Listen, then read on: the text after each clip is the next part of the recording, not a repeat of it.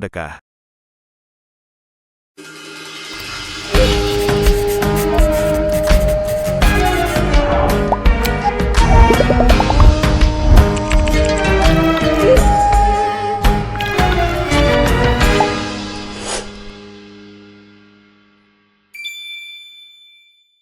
Yuk berikan amal jariah terbaik Anda untuk dakwah sosial dan pendidikan Islam.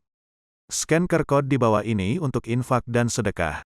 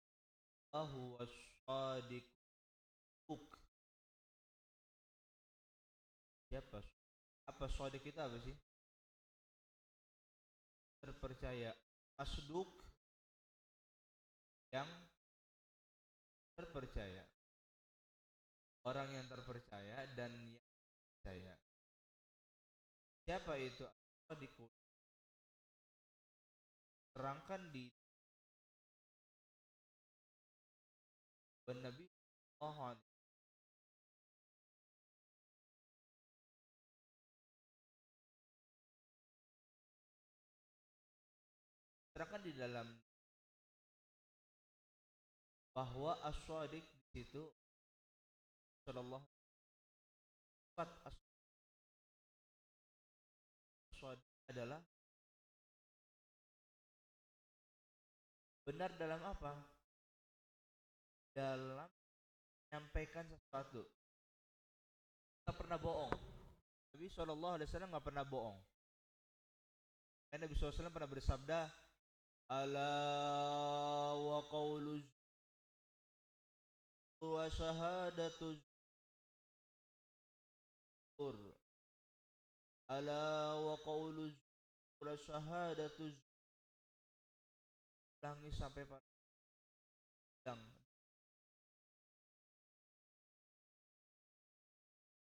Artinya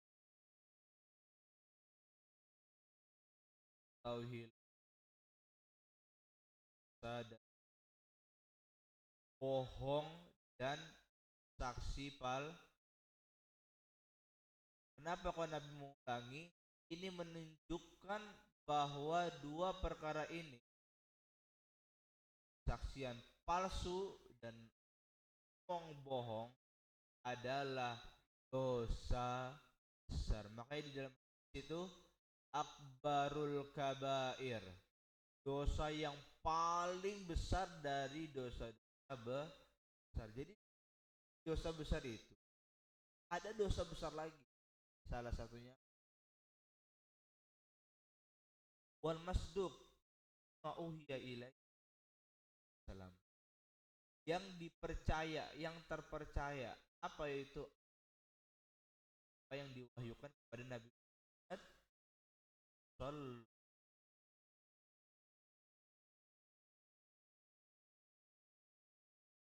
Dan subhanallah, di dalam hadis ini Rasulullah SAW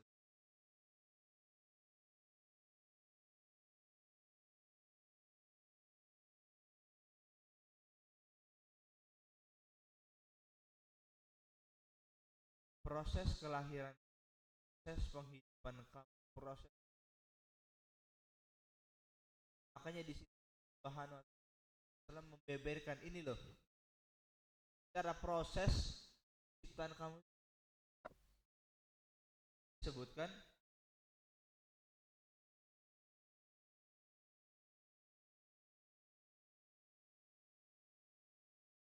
orang berada di perut ibu selama 40 hari si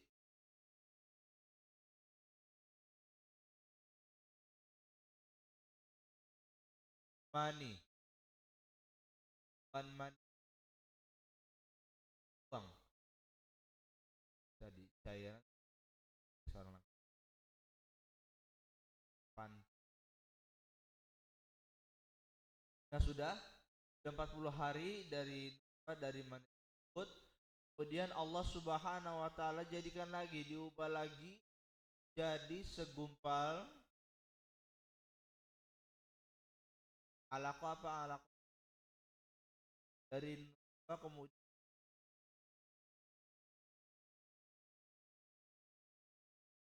dari darah lagi mudghah, sekerat, lalu disitulah kemudian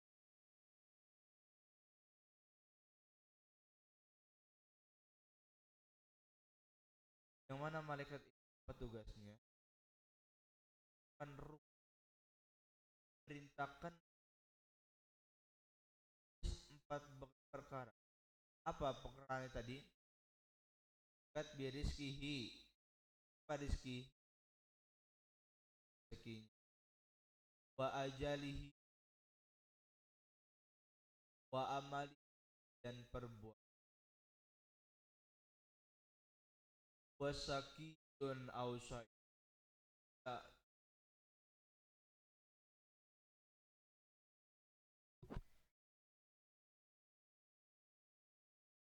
bahwa dalam proses penghidupan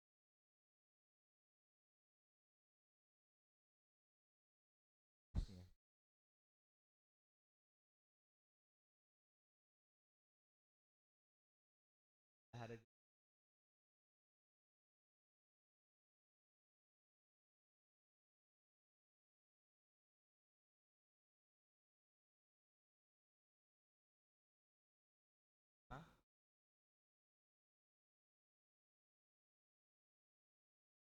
ada harganya.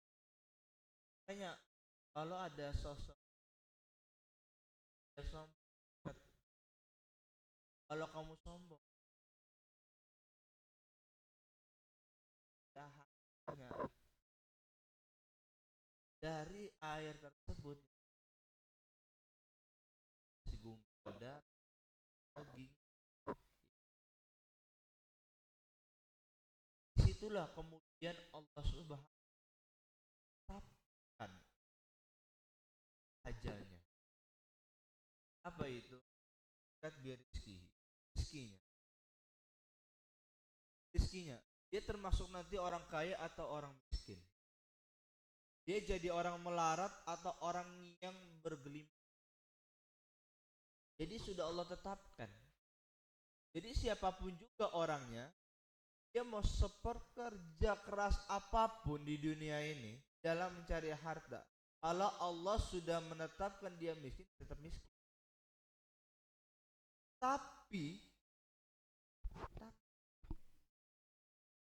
kalau misalnya dia sudah Allah tetapkan menjadi orang kaya, mau dia sesantai-santai apapun pasti dapat duit. Tapi ingat, tatkala kita ingin mendapatkan sesuatu, maka di situ harus ada apa?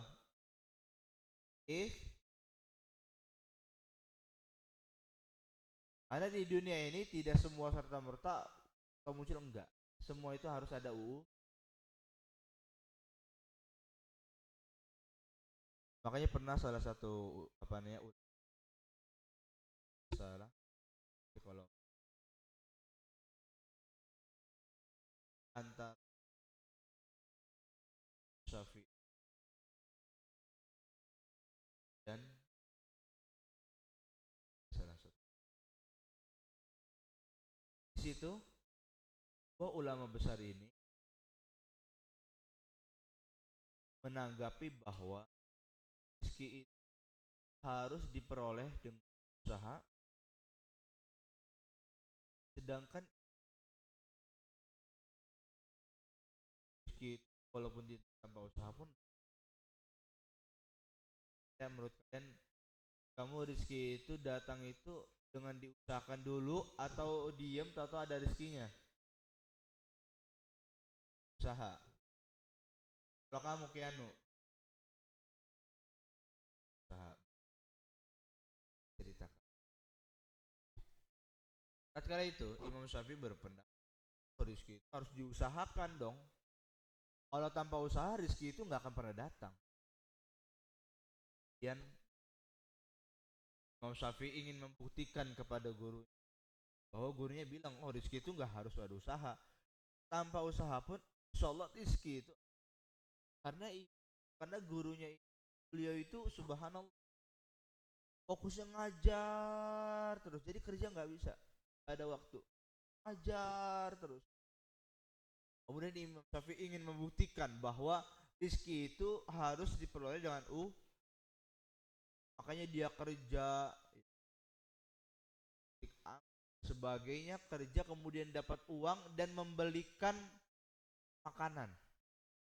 Sudah seharian kerja dapat makanan, uang hasil usaha beliau sendiri, kemudian dia membeli makanan dan kembali kepada gurunya itu, kembali dan memberikan ini, ada makan. Terus apa kata Imam Syafi'i? Kan apa kata saya? Saya ini dapat makanan ini, dapat rezeki ini dari hasil usaha saya tadi. Terus gurunya bilang sambil senyum, juga sama, pernyataan saya juga sama kok. Saya nggak kerja, rezeki datang. Betul gak? Memang ada seperti itu. Ada rezeki yang memang perlu harus kita jemput. Ada juga rezeki yang memang Allah datangkan langsung kepada kita. Oleh karenanya kamu jangan pernah khawatir. Jangan khawatir. Karena rizkinya sudah Allah tetapkan. Mau rizki kamu diambil sama orang, kalau Allah sudah menetapkan rizki kamu harus ada di diri kamu, mau siapapun yang menghalangi kamu tidak akan bisa. Misalnya nih, punya jajan Pak Oreo, terus ada orang ya ambil Oreo nya, tapi nggak dibuka, pasti dibuka dia mah Oreo nya dia taruh, si pemiliknya nyari-nyari, saya makan Oreo nya sampai habis tapi bungkusannya taruh situ. Nah, yang ngambil itu pagi-pagi bangun, saya tadi mau ambil dari ada isinya. Artinya, tatkala rezeki itu bukan kepada, pasti akan sampai kembali. Di sini Allah Subhanahu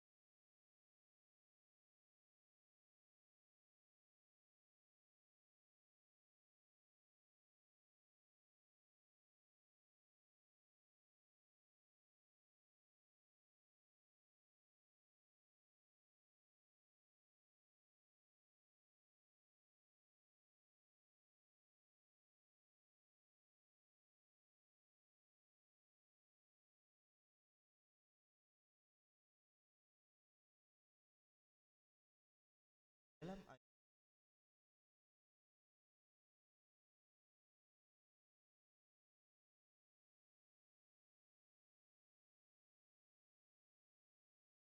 dalam ayat,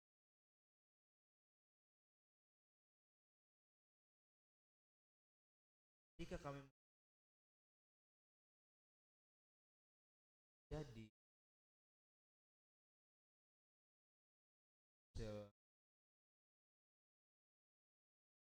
subhan,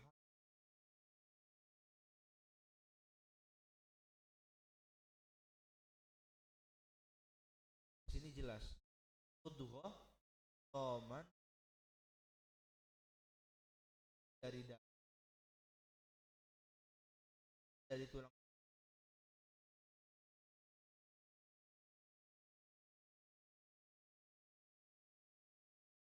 Dan juga dalam surat As-Sajdah ayat yang sawahu yang menyebut Allah Subhanahu wa taala menyatakan penciptaan manusia dari air mani. Makanya kita sebagai sebagus bagus, makanya dikala kamu sudah sempurna, jangan merasa sempurna, pantas untuk, apalagi temennya saling ngatain itu. Kalau kamu ngatain sesama teman telat,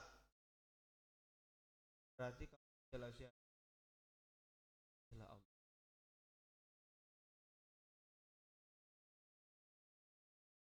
Kembali kepada apa sih yang mencakup kategori dari rizki itu apa aja? Ada yang menyebut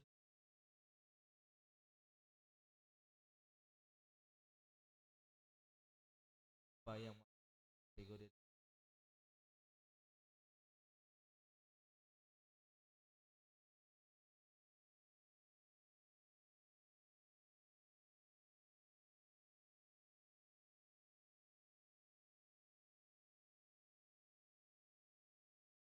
aska, apa yang masuk dalam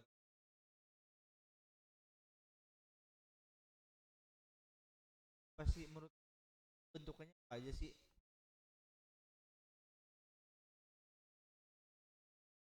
Ya itu bisa.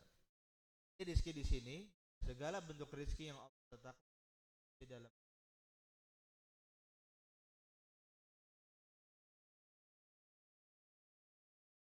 kesehatan, ilmu, harta, jodoh, dan pekerjaan dan makanan. Ustadz yakin di antara makanan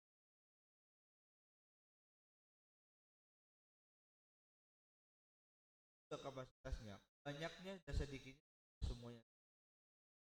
Dan kesehatan itu rezeki juga dari Allah Subhanahu.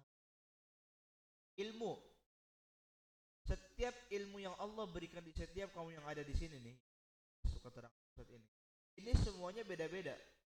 Pendapatan ilmunya yang Ustadz transfer pada kamu itu beda-beda semuanya. Sudah Allah tetapkan. Seperti misalnya contoh,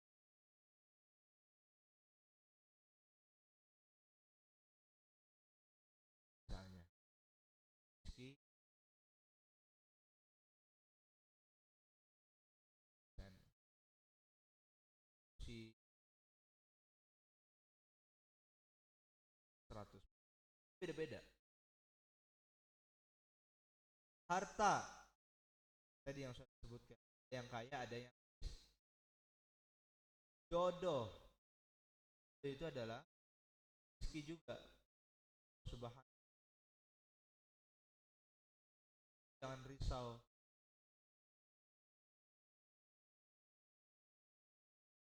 Kok nggak laku ya?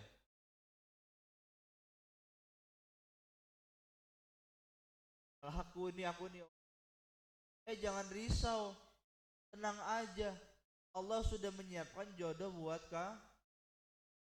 Kalau nggak di dunia nanti di akhir. Justru di akhirat itu lebih sempurna bidada.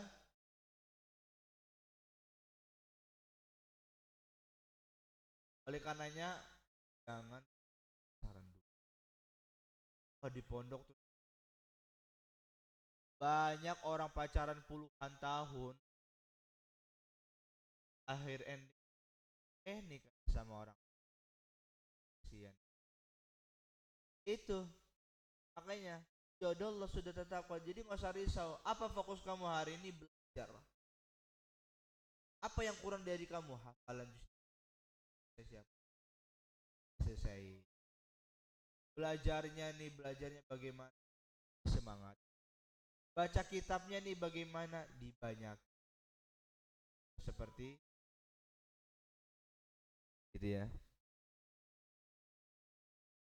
Tapi ingat, walaupun rezeki sudah Allah tetapkan, tetap apa harus apa? Apa wafa?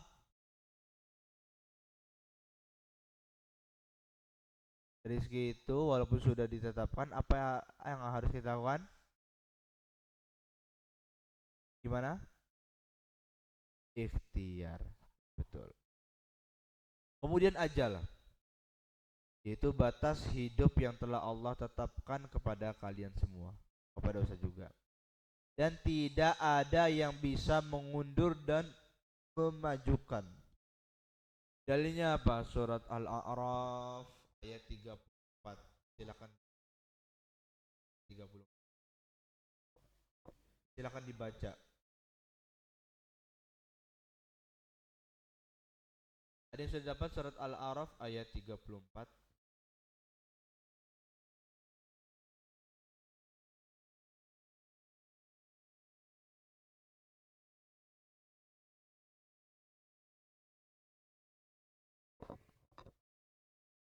Jaja ajaluhum la yastakhiruna sa'ata wa la yastaq.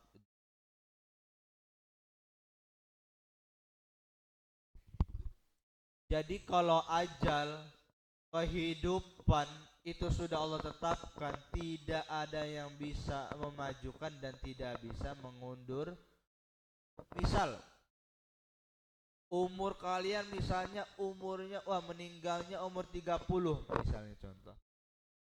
Mau kamu sesehat apapun, makan sesehat apapun, olahraga segiat apapun, kalau ajalnya udah 30 ya udah meninggal. Tetapi sebaliknya, kalau ajal kamu misalnya Allah tetapkan umur kamu hidup di dunia sampai ratusan tahun, kamu mau ngerokok sebanyak apapun, makanan nasihat pun, kalau hidupnya sampai 100 tahun, hidup 100 tahun. Makanya pernah suatu kali, satu cerita, masa cerita ya. Suatu kali, tatkala itu, Ustaz punya dan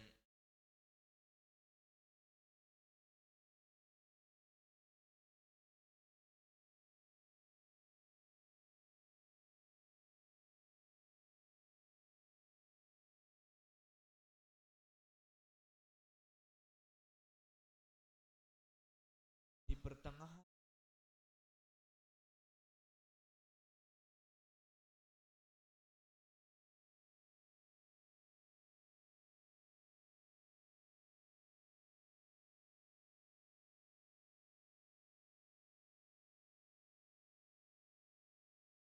padahal saat itu masih sehat-sehat aja. Enggak usah sehari-hari.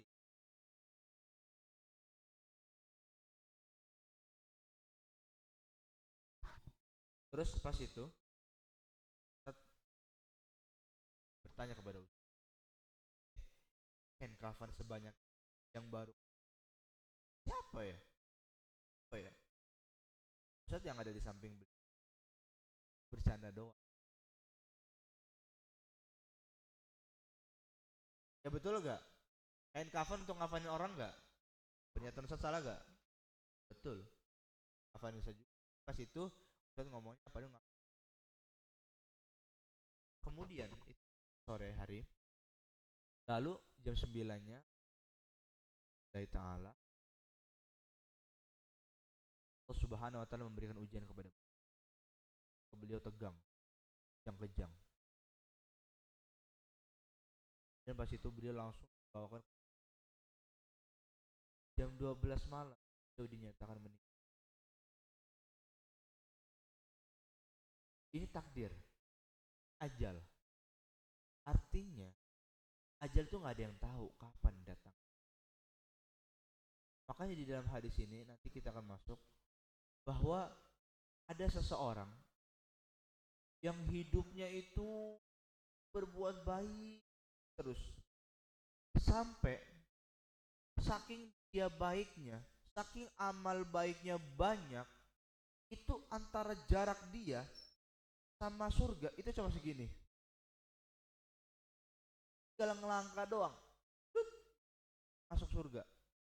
Tetapi akhir hidupnya dia tutup dengan apa kata Rasulullah di sini? Fayadkhuluha. Dia masuk neraka. Sebaliknya, ada orang yang maksiat terus, tapi dia akhiri hidupnya itu dengan kebaikan. Maka dia masuklah ke dalam surga. Ada yang tahu ceritanya siapa itu? Seseorang yang membunuh 99 orang, masih ingat? Pas itu dia mau bertobat. Dia bunuh 99 orang, bayangin 99 orang dia bunuh. Tapi saat itu dia sadar dia mau tobat. Datanglah ke rahib. Wahai rahib, saya ini adalah seseorang pembunuh. Saya sudah membunuh 99 orang. Dan saya hari ini ingin bertobat kepada Allah. Apakah tobat saya diterima oleh Allah dari perbuatan saya sudah membunuh? Dan apa jawab rahibnya? Tidak bisa.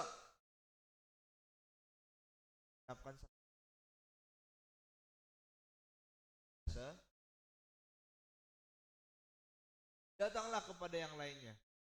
Tanya, apakah saya bisa bertaubat kepada Allah, memperbaiki hidup saya menghapus dosa-dosa saya yang sudah saya lakukan sebelum-sebelumnya, yang sudah membunuh berapa orang?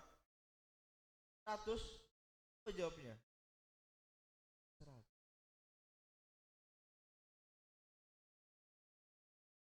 Kan seburuk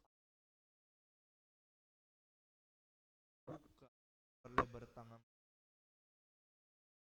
Oleh karenanya, kalau kamu maka datanglah ke salah satu tempat yang isinya orang baik. Kamu akan di sana. Tetapi tatkala beliau berjalan dan ingin ingin ke tempat sana, Allah cabut. Saat itulah malaikat baik dan buruk. Arwahnya mau dimasukin ke surga atau neraka ini? Ada yang ke neraka. Lah ini kan dia belum bertaubat. Harus datang dulu ke tempat yang baik. Ya masuk neraka lah. Yang baik loh. Kata siapa? Lah kan niatnya dia mau bertaubat. Baik. Dia juga mau datang ke tempat yang baik itu. Ya berarti dia masuk surga. Perdebatan. Apa kata Allah? Ini aja. Kalian hitung jarak orang ini ya, dari tempat dia lahir tadi sama tempat yang baik. Kira-kira mana yang mendekati? Jika yang mendekati salah satu itu, dia masuk dalam neraka. Kalau dia lebih dekat dari tempat yang baik berarti surga. Kalau ternyata lebih dekat tempat yang awal tadi, malaikat, wah, oke, ayo berdoa. Tetapi Allah Subhanahu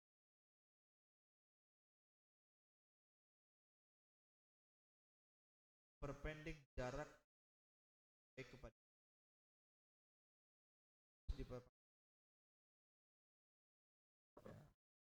sama malaikat. Nyata yang paling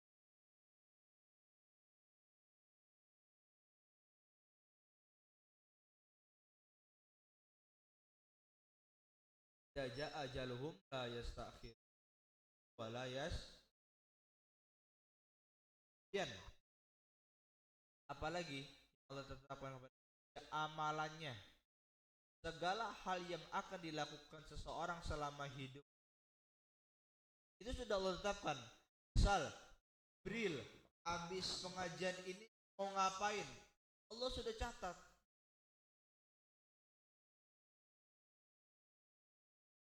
Terus misal Rehan tatkala mendengarkan Ustadz, apa yang dilakukan? Apakah dia nulis sendiri dengan hasil mendengarnya atau nyontek ke temannya?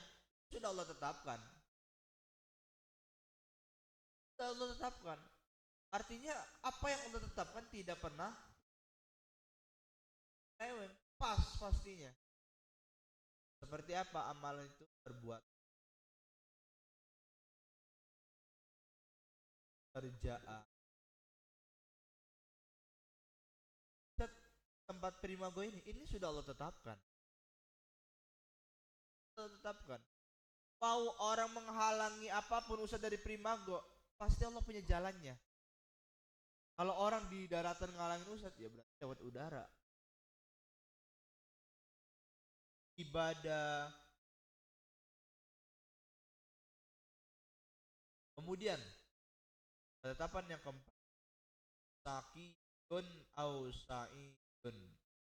Jadi adalah ketetapan bahwa orang itu bisa bahagia dan celaka. Apa maksudnya bahagia? Dia menjadi penghuni surga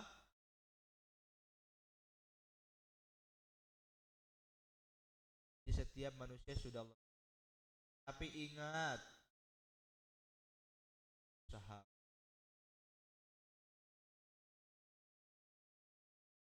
Baik, di sini ada beberapa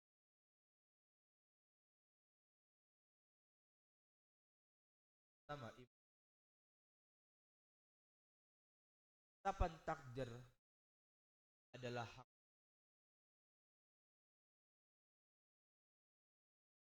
Saya pernah takdir seperti kenapa manusia harus ditetapkan seperti ini, seperti itu, seperti ini, seperti itu. Oh, sepertinya tidak adil. Nah, gitu ya. Kemudian apa kata guru Ustadz? Misal kamu punya kertas.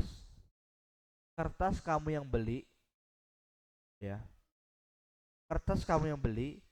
Terus dari kertas itu kamu bikin pesawat. Nggak pesawat terbang ya. Kira-kira kamu salah gak? Gak salah. Sudah kamu buat pesawat, harusnya diapain harusnya? Diterbangin. Tapi enggak. Kamu injek-injek. Kira-kira kamu salah gak? Tidak. Karena yang memiliki kertas ya kamu sendiri. Kamu yang punya kertas ya udah hak kamu. Kamu mau bikinin pesawat atau mau kamu tulis, itu terserah kamu. Kalaupun sudah kamu jadiin pesawat ternyata nggak diterbangin, cuma diinjek-injek doang atau dibasahin terus dirobek, itu hak kamu. Karena yang memiliki semua itu ya kamu. Begitu juga Allah Subhanahu wa taala. Allah itu punya hak untuk mengatur manusia.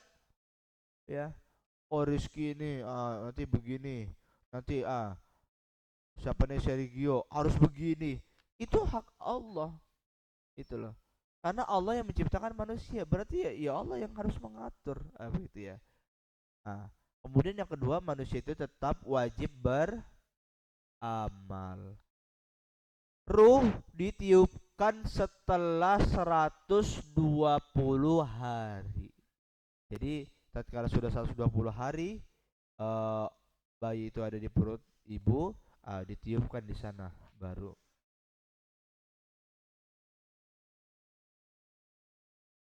Baik. Kemudian juga ada pendapat ulama lagi yang lain. Memang takdir itu yang menentukan Allah Subhanahu wa taala. Tapi yang mencatat adalah malaikat.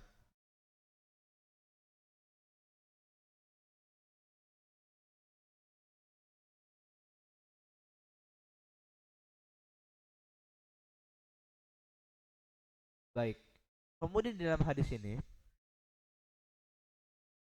ya tadi ya, inna ahadakum la ya'malu bi amali ahli jannah hatta ma yakuna bainahu wa baina illa dira fayasbiqu 'alal kitab fayamalu bi amali ahli nar faidhulha.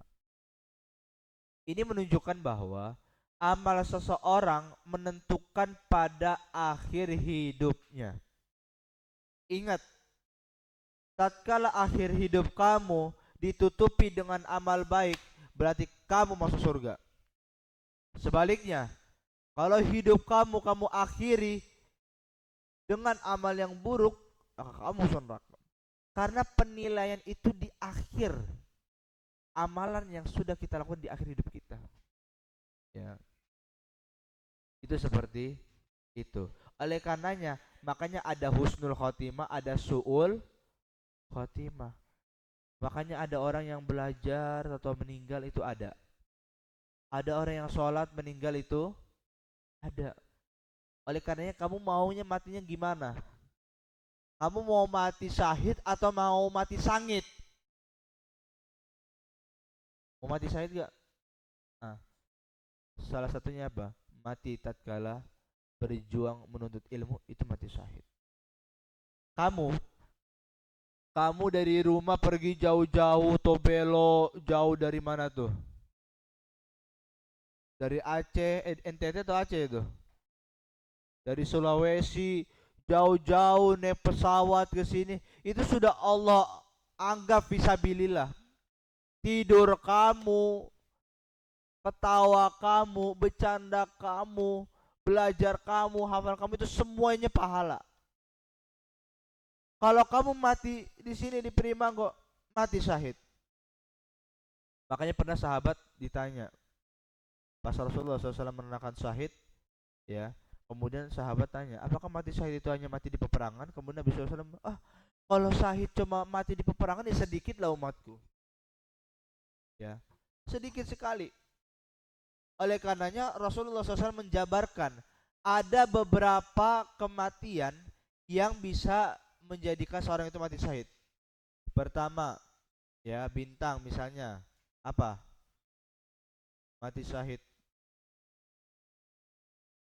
Seperti orang tenggelam. Orang tenggelam nih, terus ditenggelam, wafat, mati syahid.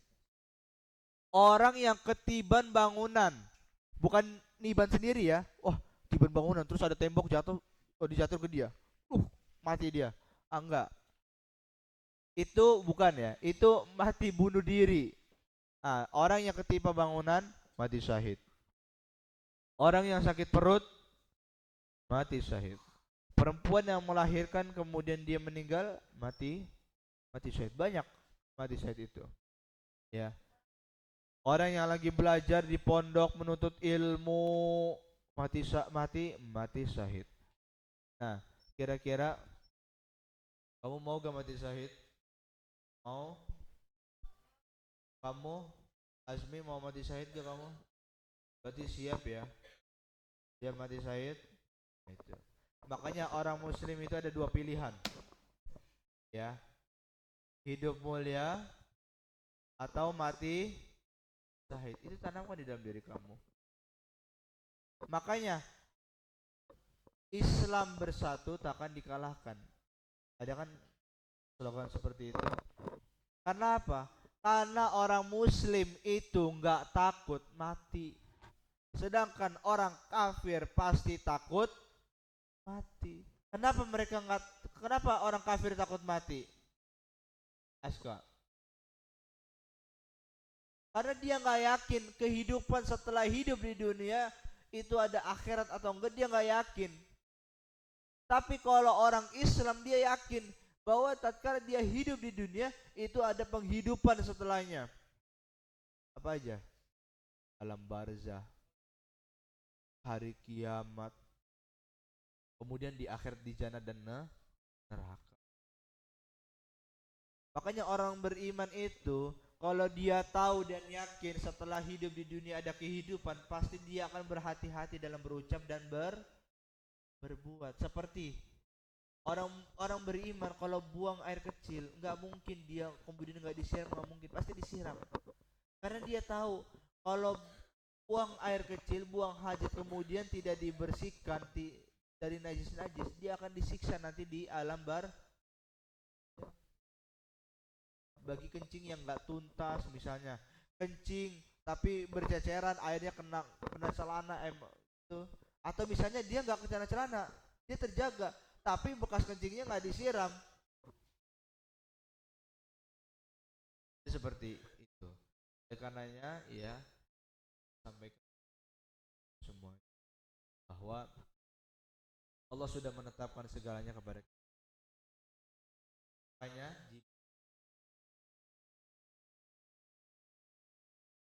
Allah sudah menetapkan lagi tanda depan. Azmi sudah ditetapkan dengan bentukan seperti itu. Oleh karenanya pada anak Allah Subhanahu wa taala yang menjadi fokus di dunia adalah untuk beribadah Subhanahu pada dalilnya. Yang tahu bahwa tujuan Allah menciptakan manusia dan untuk beribadah.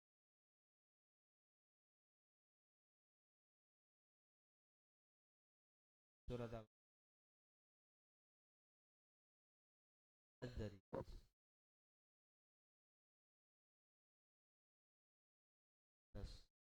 Setelah ya.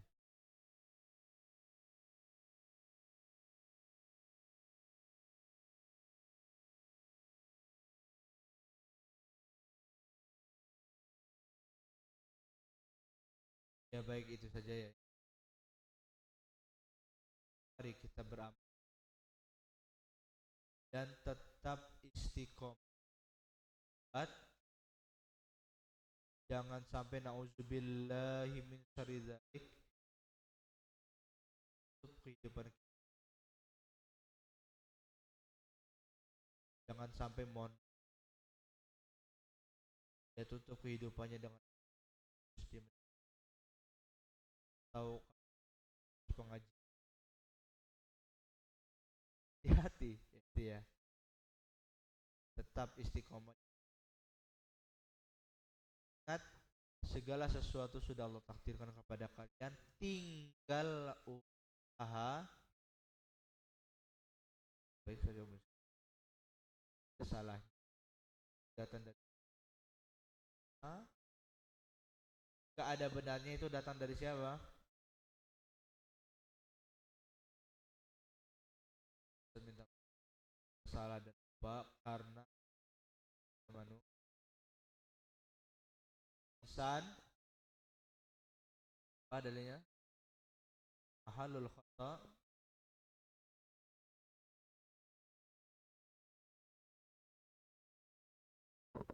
Tapi kalau banyak salahnya, banyak lupanya, manusia.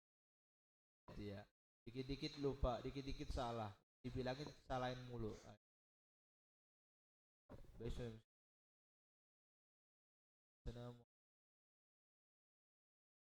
wabar.